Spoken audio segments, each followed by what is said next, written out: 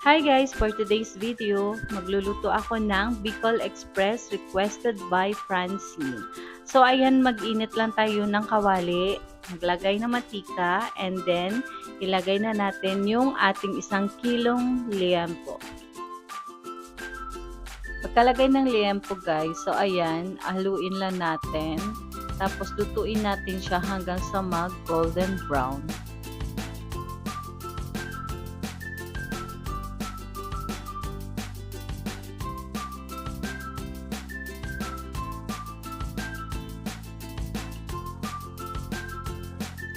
So, ayan guys, malapit na siyang maluto. Haluin lang natin siya uli hanggang sa mag-golden brown. Lutuin natin hanggang sa maluto.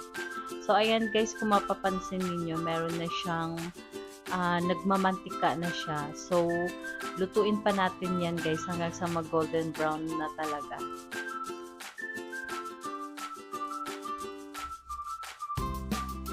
Ayan na guys. Nag-golden brown na ang ating liempo. Pagkatapos niyan, set aside lang natin. So, mas masarap kasi kapag ipiprito natin siya sa sarili niya mantika. Although, naglagay tayo ng mantika, pero okay na yan. So, iset aside lang and then, kukuha lang tayo ng konting mantika para sa ating paggisa.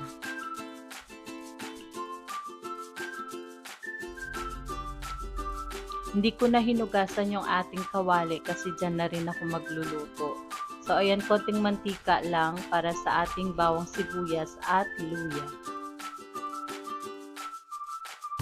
Una, nagisa lang ako ng ating luya, konting luya. Siguro mga 5 piso po yan.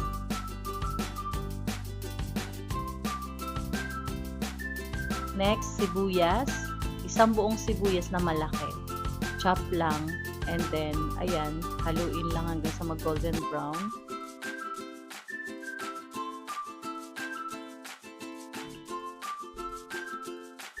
And next na natin yung ating bawang. So yung bawang natin, isang buong bawang din yan guys. Tapos chop lang din.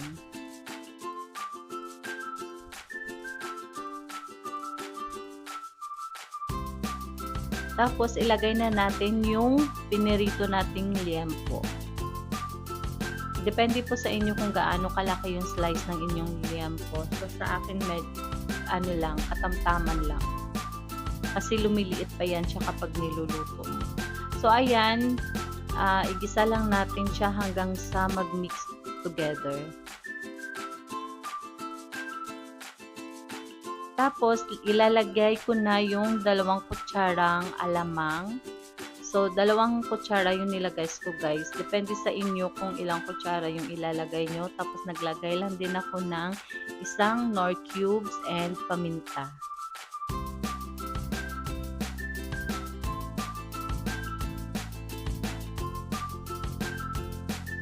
Tapos, haluin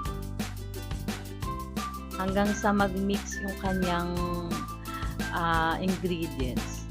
So, after natin i-mix guys, ayan, nilagay ko na rin yung ating sili. Bali, 5 sili po yan. Siling green. Hindi ko lang siya inubos kasi tatansyahin ko pa. Baka mamaya sobrang anghang. Hindi kami ganun kahilig sa anghang. Unlike si Francine, talagang mahilig siya dyan. Kaya, ayan, i-ano lang natin, tansyahin lang natin yung anghang. Yung kalahati mamaya naman. So, nilagay ko na rin dyan yung Coco Mama gata na instant gata. So, isang malaki yan guys, yung nilagay ko. So, tama lang yan sa 1 kilong baboy. Depende sa inyo kung maglagay pa kayo ng tubig. Ako ayoko na kasi gusto ko yung ma-creamy na siya. So, ayan, haluin lang natin. Hindi na ako nagdagdag pa ng asin or kahit anong seasoning kasi okay na siya. Tansyado ko na yung kanyang lasa. So, pakuluin lang natin.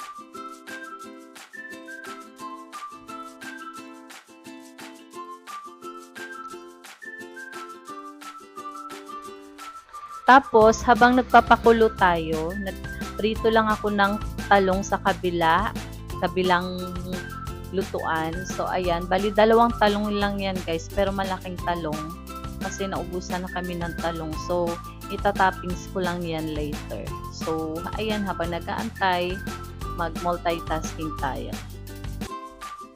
Mas masarap kasi kapag may talong lalo kang gaganahang kumain.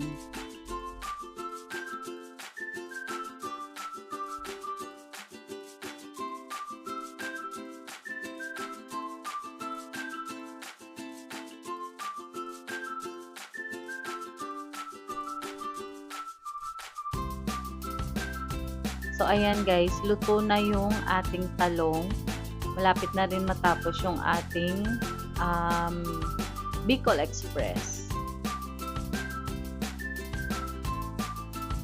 Mas masarap sana kung maraming talong, kaso lang wala na, naubusan na kami.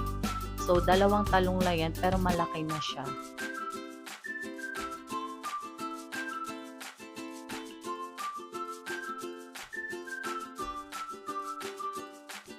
So, ayan, luto na yung ating Bicol Express.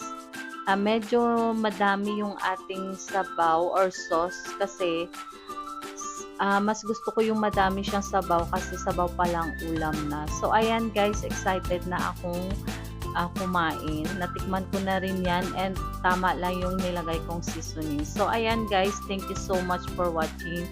Sana nag-enjoy kayo. Ayan, gusto ko lang i-shout out si Delia the Explorer sa kanyang YT channel. Delia Riansari sa kanyang FB page. Lala Bless Sancho and Mamita Erlinda. Thank you so much everyone. Ayan, thanks for watching. So ayan, ilagay na natin yung ating talong. Excited na ako kumain guys. Bye everyone. Thank you.